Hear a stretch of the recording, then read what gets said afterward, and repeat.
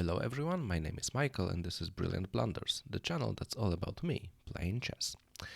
I'm continuing my recap of the Pakleza Cup with round 7, where I had the black pieces, and I have to say, this is my favorite game of the tournament. Not because I played exceptionally well, although I had my moments, but because of how much I learned from this game. I think it was very, very instructive for me, and the fact that it was so dramatic, as you will see, made it really, really stick in my memory. Okay, let's see what happened. My opponent started with c4, to which I play b6, a slightly less common approach, but that's what I play. I'm going for the Queen's Indian setup. Knight c3, bishop b7, knight f3, knight f6, d4, e6. Now we transpose to the regular Queen's Indian. a3, bishop e7, just finishing my setup. Bishop f4, knight to e4. And here my opponent plays knight to b5, which is a waste of time, basically. It's not like it's wrong, like it blunders anything, but it's just an unnecessary move. So he's trying to go for some tricks over here, but it's really not a threat at all, because I play d6, which stops this, and this is a move that I wanted to play anyway, because this is a move that I usually play in the setup, just making a room for my knight, having this small pawn center. I don't want my knight on f6 because I want my bishop to be open. And yeah, so this is basically a waste of time, this knight b5 move. He continues with queen to c2, I castle, he goes e3, so for like a kind of a London setup with pawn to c4 already. Knight to d7, as I mentioned, I want my knight there. Here goes bishop d3, attacking my knight in the center. I support it with f5, which is kind of like completing my pawn setup in this structure. And here he plays knight back to c3, so just proving what I said earlier, that the knight was doing nothing here. It did not attack anything significant, so it was just staring at my pawns, which were all defended. And I trade the knight, he takes back with the queen, and here comes the first very instructive moment in this position. So in this position I played bishop to f6, which is I would say a pretty good move. It improves the bishop significantly, right? So here the bishop was kind of passive. Here it's already staring at the diagonal where there is a queen and a rook, so effectively pinning this pawn, so he can never push d5, and I may attack it with c5 or e5. But in this position there is also a very interesting move, g5, which traps a bishop already. So bishop to g3, here, he cannot recapture because my pawn is protected by the rook, and the h4 square is covered by my bishop and queen. So that does not work. But here white has a very sneaky move, queen to d2. And this is just starting an attack at my now very exposed king. And for example, here, if I take, then white has this incredible sacrifice on h7. If I take the bishop, then he activates his rook. This is not losing. There is no forced checkmate in this position, but who would want to play this position with black? I definitely wouldn't. Let's say king goes back to g8, queen to h6, now threatening checkmate.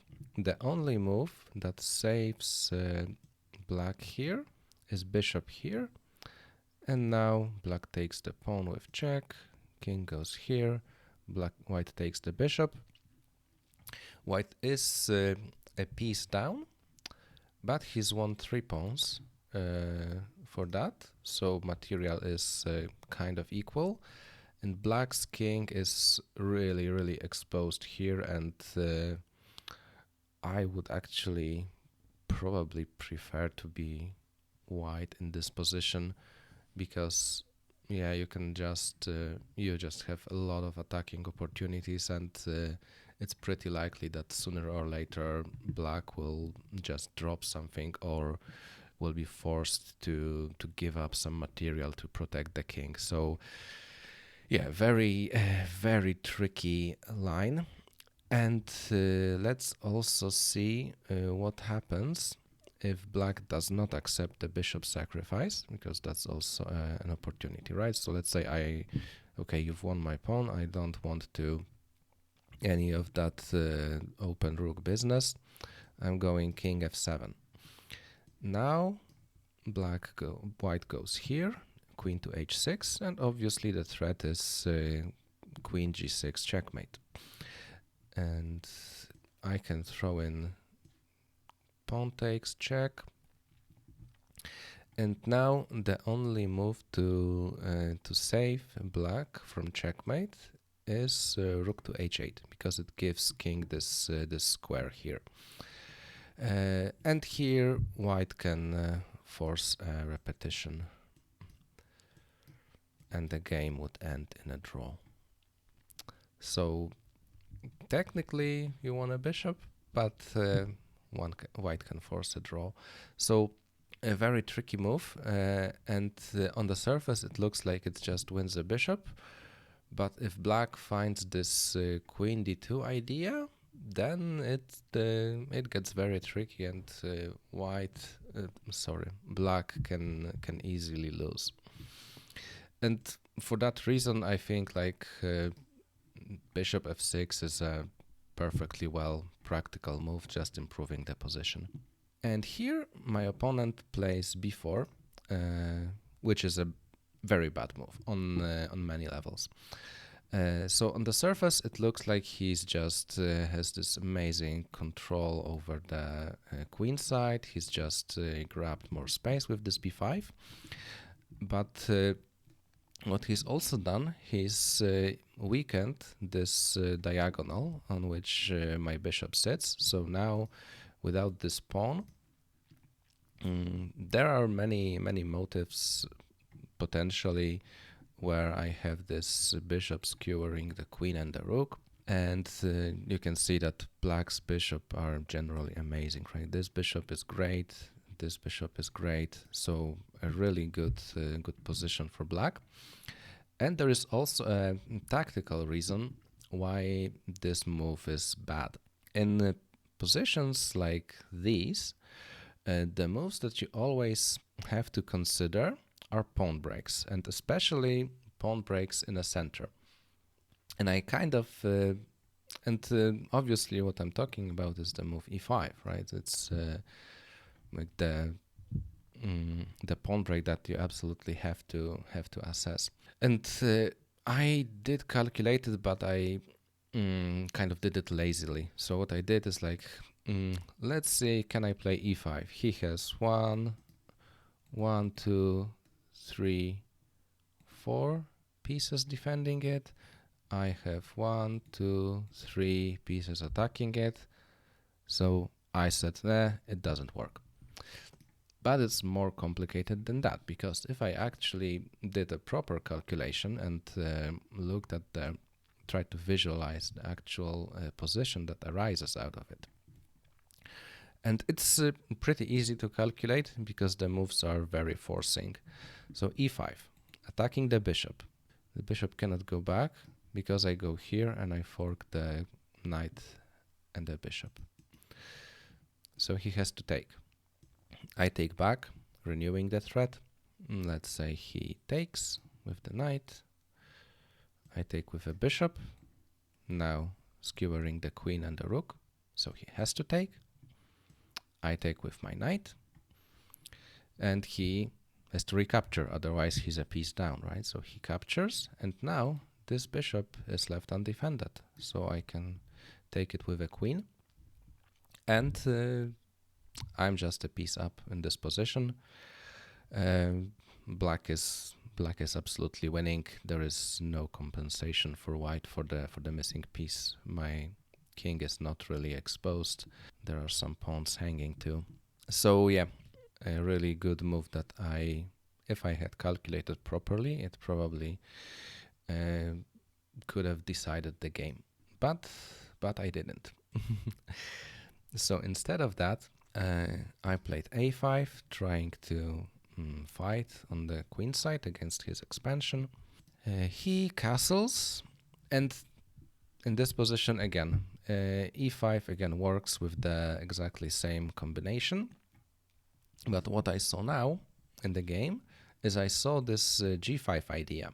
I saw that his bishop is kind of without the moves, and I could trap it if I just liberate the f file for my rook. So what I played was bishop back to e7, which is a bad move. It's just playing for this trick and not spotting the much cleaner way to win a piece with e5. But my opponent actually ignored that threat. He probably have not seen it, because you can just play h3 and there is no threat, right? So you just neutralized my trap. And here I also went probably overcomplicated thing a bit, because I thought, okay, I'm winning a piece, and if you're up material, you should trade pieces, right? It's good for you. So I said, okay, I'll trade some pieces in advance, because maybe my opponent is not suspecting yet that he's losing a piece, so he will be willing to trade. I don't know. So I went a takes b4, a takes b4, rook takes a1, rook takes a1. And yeah, I got rid of a pair of rooks. But is that good for me? His rook is now super active on this a file. And I think with these trades, I've actually done my opponent a favor, even though I will be up a piece. This rook is an amazing source of counterplay along the a file. And yeah, now I continued with my g5 plan. He goes back, I go f4, e takes f4, g takes f4, knight takes, rook takes. So yeah, I'm up a piece. Even though my king is exposed, the position is very good for me. But of course, my opponent will be trying to have some counterattack. Okay, queen to e3. I played rook to e4, just attacking the queen. It's protected by my bishop. He goes back to d2.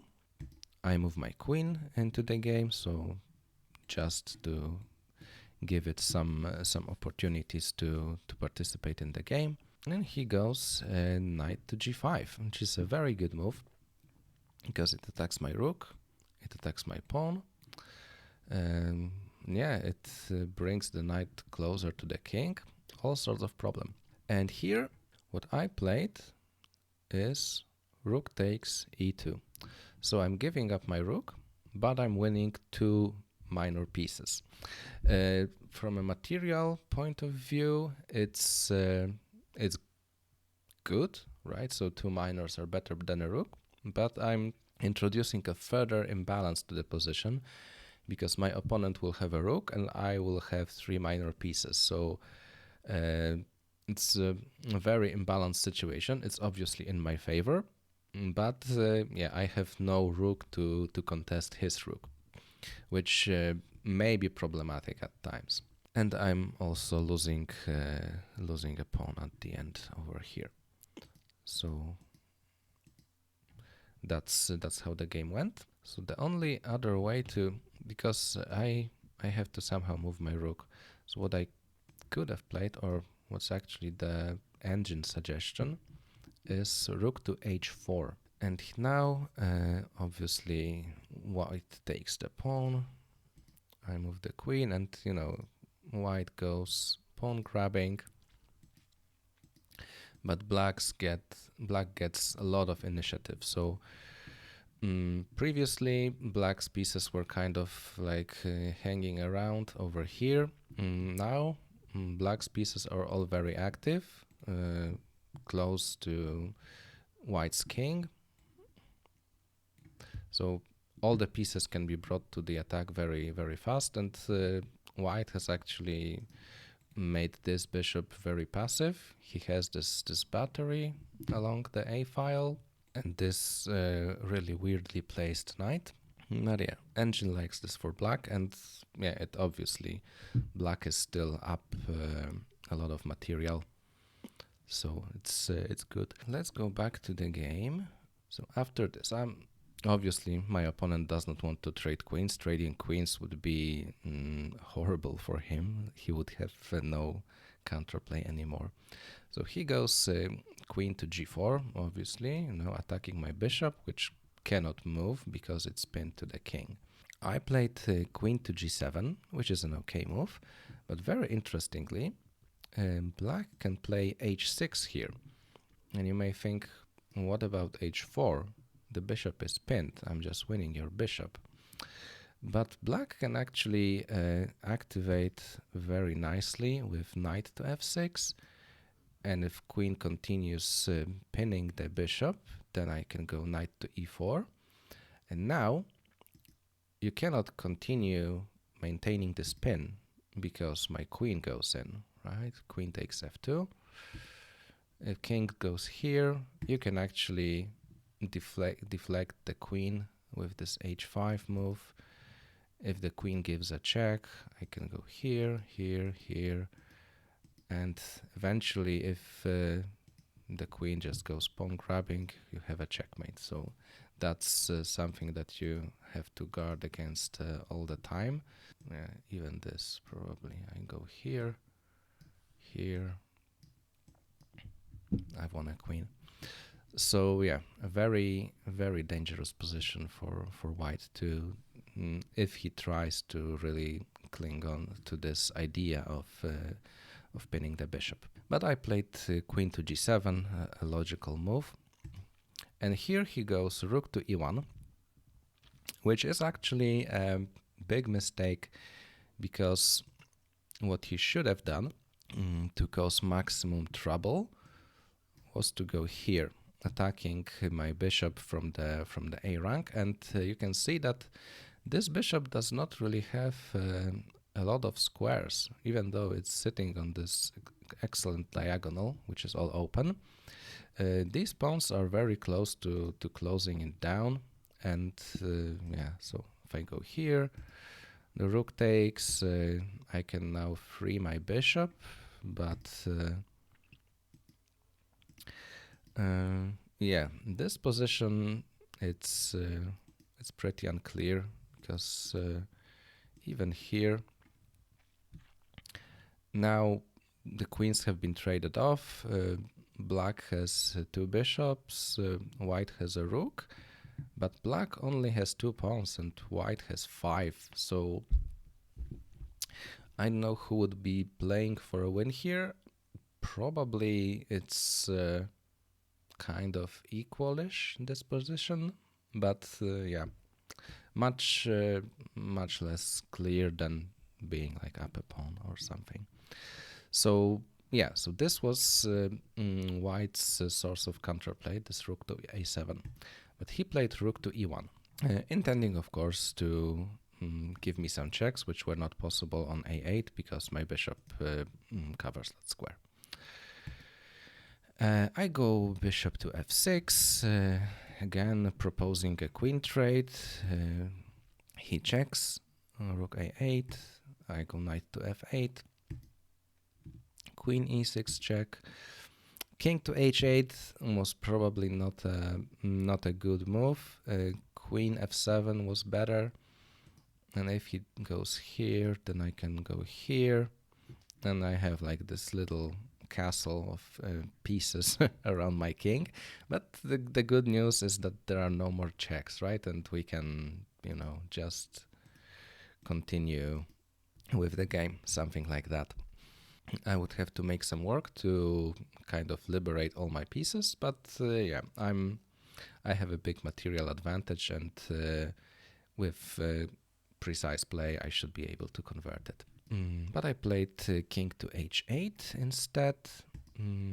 He goes d5, trying to lock in my bishop. I go queen h6, obviously very simple threat. Checkmate on c8, c1. He makes some loft for his king. I go king g7.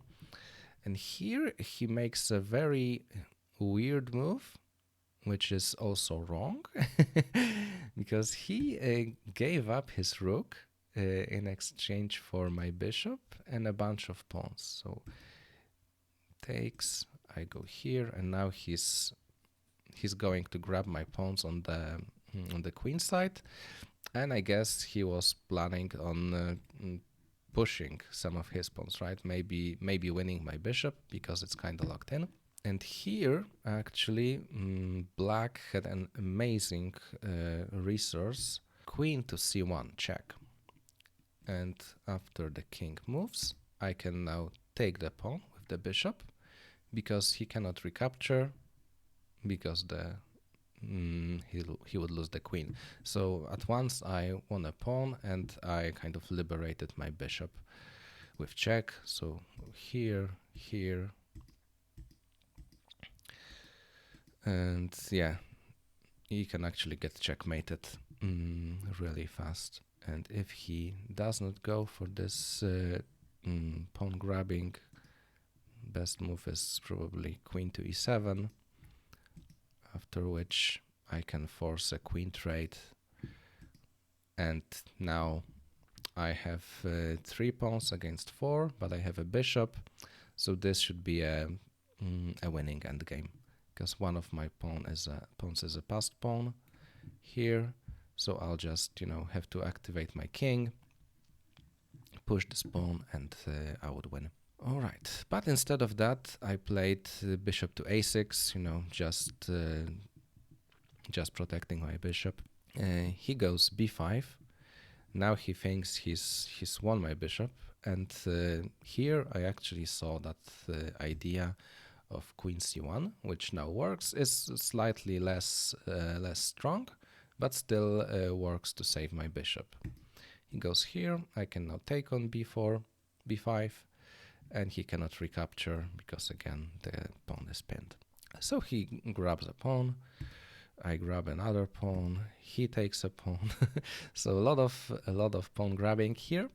And in this position, we already had a very little time at this stage, only a couple minutes each. So, and in position like this, when you have a bishop and a queen and a king like this, you can be sure that there's a lot of tactical threats and potentially even checkmates. And here I did not find it during the game, and I couldn't find it during the analysis.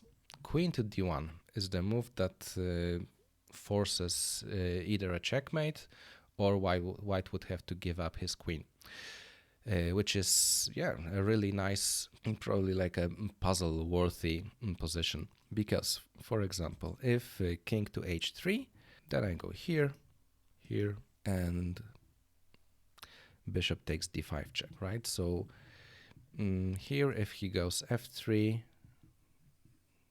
then I just take and checkmate.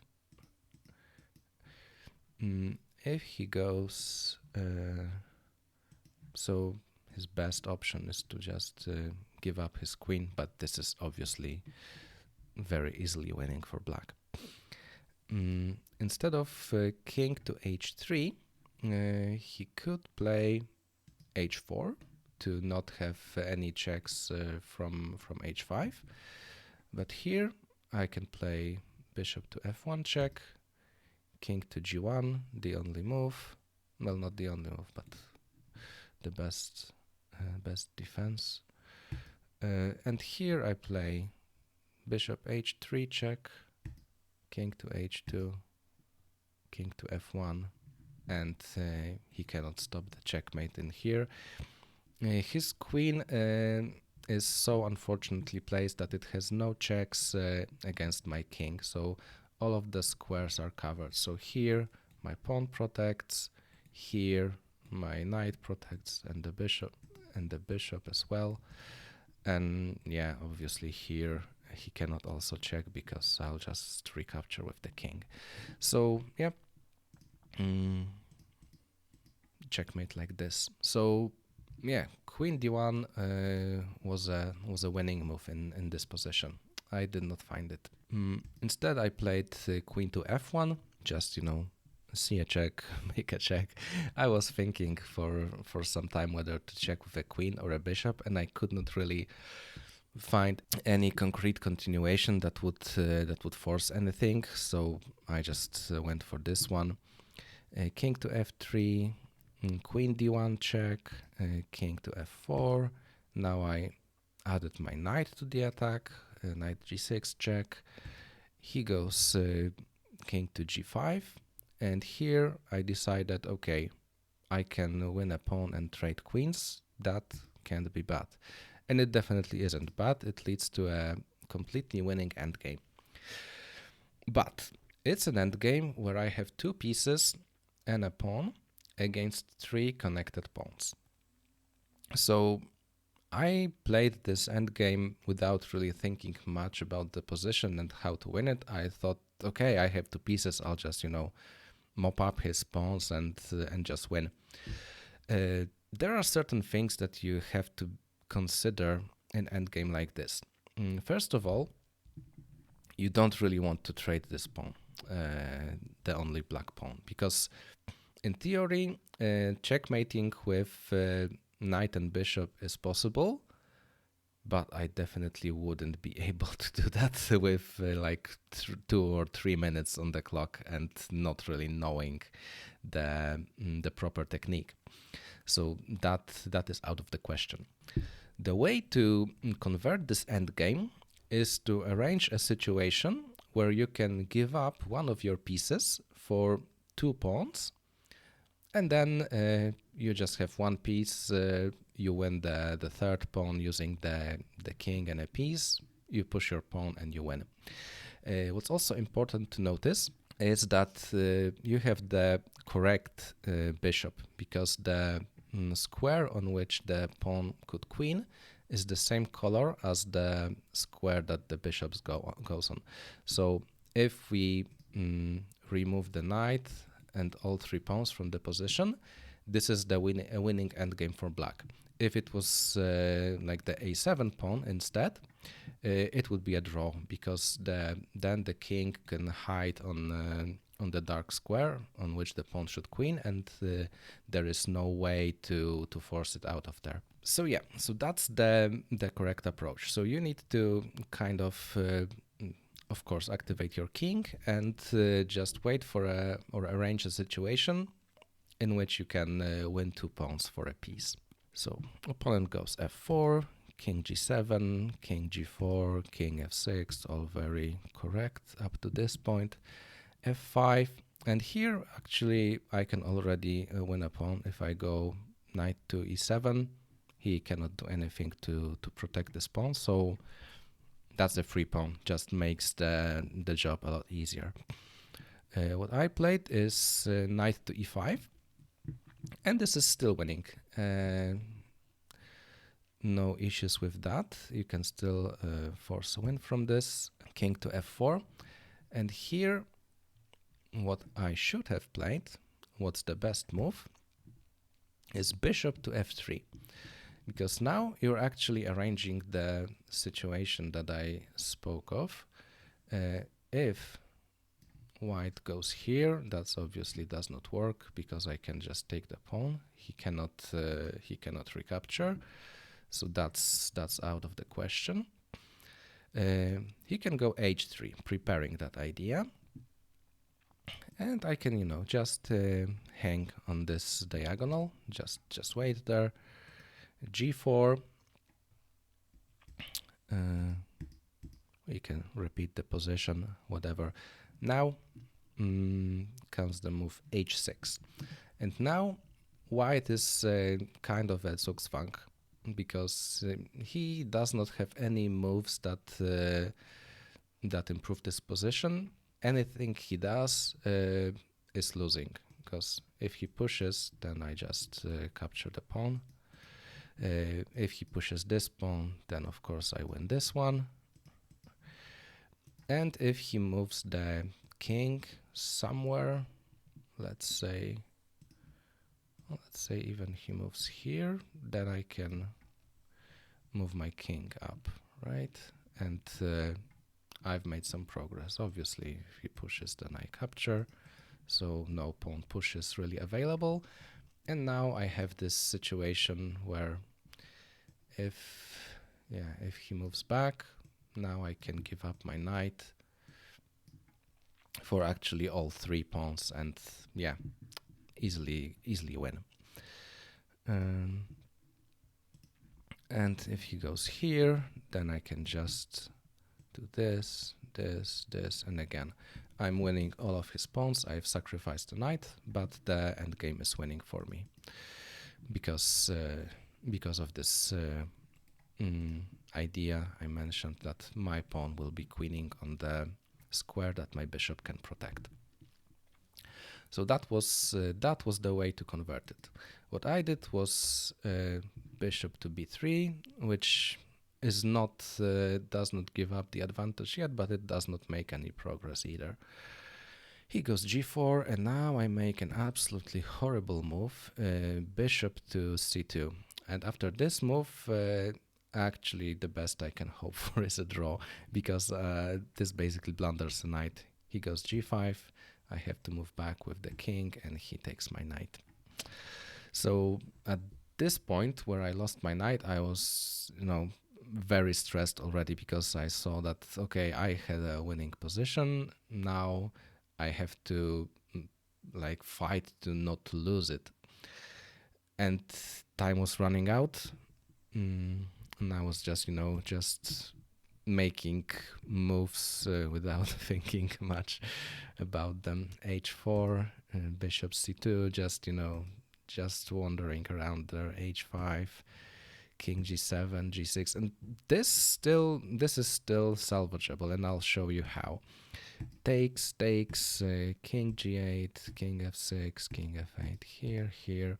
So what I did here was panic, right? So I decided, okay, he's close to queening. I'm giving up my bishop for a pawn, but this endgame is losing, right? So it's the wrong tempo. I'll get to that. The correct move was to just chill. Because if he goes here, then I can, just hang back and chill. He cannot really make much progress, because he has to guard this pawn. He obviously cannot go here because I take, and he cannot queen because this square is protected by my bishop, so he cannot put his king there. And yeah, just go bishop to a2. Now I'm threatening to take the pawn. If he recaptures, we just have a draw. If he goes here, yeah, I can just take, and this is a stalemate. So that was the way to draw this position. Just stay here, wait for him to commit, and there is really no way for him to make any progress. In this situation, if he goes with the other pawn, if he goes with g7, then just king to f7, and he cannot make any progress, right? So if he queens, obviously I capture, and he cannot bring his king in to protect the promotion square, because my bishop covers this diagonal. So there is really no progress to be made for him. Okay, but what I did was panic. He obviously takes, king f8, and here he makes the inexplicable move, king to f5, which allows me to actually have a drawn position, because I go king to f7. And now this is a theoretical draw, right? This is like the most basic king and pawn endgame out there. You just have to maintain a position, and the king can never get in to protect the pawn and promote. So yeah, he goes king e5, and here I remember I was like, okay, I know this position is a draw, but I don't remember which is the correct move. And I sort of thought, okay, I remember it being sort of counterintuitive, and what was intuitive for me is to maintain the opposition, to just go f5. And I said, okay, so if this is intuitive and I remember it being counterintuitive, then probably e8 is the correct move, and that's just wrong. I just overthought that position by a mile. I had like 30 seconds on the clock, so I had no time really to calmly assess that. But these things they should be automatic, really.